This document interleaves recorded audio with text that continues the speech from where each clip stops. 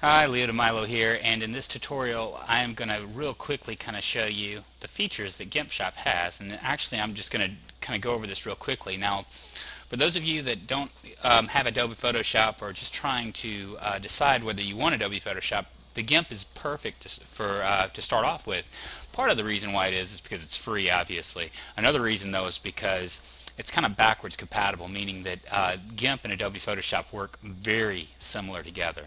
And once again, this is free, so it would cost you nothing to at least give it a go.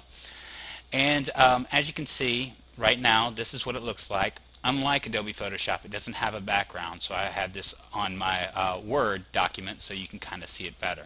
So let's go ahead and get started. I'm going to go ahead and show you. This is your interface, your basically all the tools that you can use. And today we're just going to go over how layers work and why you want to do it. So we're just going to go ahead and create a new document. And as you can see, you can adjust your image size accordingly. I have 420 by 300 pixels. You can obviously change it into something different if you want. If you go to advanced options, right now it's actually is going to fill it with the background color, which would be this right here. If you wanted to make it transparent, you could by just going there, or white, or you could do the foreground color, but we're just going to keep for the background color for this tutorial. Now, Adobe Photoshop and the Gimp both use the exact same concept, which is layers. And what that means is that you're able to create things on top of things and move things around and kind of fit them into the way you want to for your website design. So the first thing we did is we went ahead and we opened up one of our palette here. And the first thing we're going to want to do is we're going to go to layers and go to create a new layer. And you can name it if you want. You can adjust the width and the height, but we're just going to keep it the same. And I'm going to press the text tool, which is right here. Once I press the text tool, I'm going to click on the palette. It's going to give me this screen, and I can type in whatever text I want. And once I'm finished, I can come over here and close this out. Or what I can do if I want is I can change the font accordingly, as well as change the size. But we're not going to worry about that because I'm going to show you how to adjust that. So that's our first layer right here. Now let's create another layer. It's as simple as hitting this again and just clicking on the screen.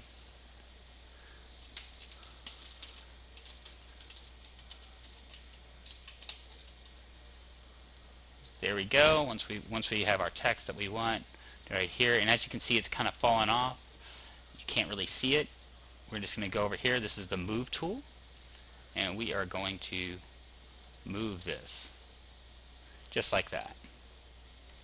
Now let's say that we wanted to change colors or whatever. What we could do, or change the size, we come over here to our layers tool. We'll highlight that, click on text again, highlight it, and now what I can do is I can adjust this accordingly. I can change the colors if I want right here. If you notice, it changes according to whatever color I want. Once I'm happy with that, I can close it. I can also justify, by the way. I can do things like I can create, and as you can see, if you watch this, it kind of justifies it over. And I can create other forms of space. I can space out between each letter if I want, just like that. Now let's say that I wanted this to be much larger than this. Well, basically all you do is you click on that, and then you come over here to Tools, the Transform Tools, and you can scale it.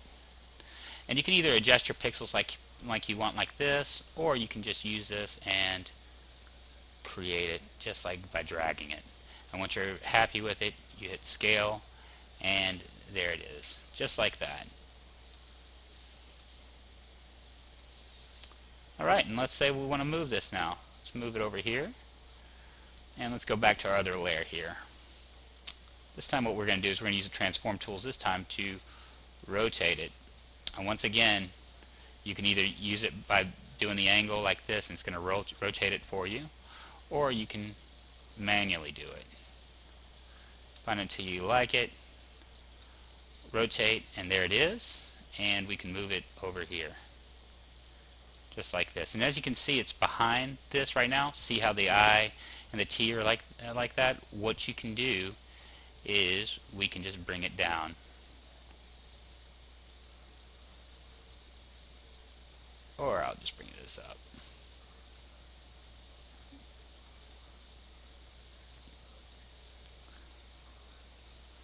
And you can kind of adjust it. This isn't a really good example, but you can adjust whatever layer you want by going up and down. Anyway, that concludes this tutorial. I hope you enjoyed it. It's very easy to create layers. You can create as many layers as you want. I suggest that you create as many layers as you can, so that way you can adjust them. And if you make a mistake, you can always delete them. So anyway, this is Leo DeMilo at idiotaffiliate.com. I hope you enjoyed this tutorial.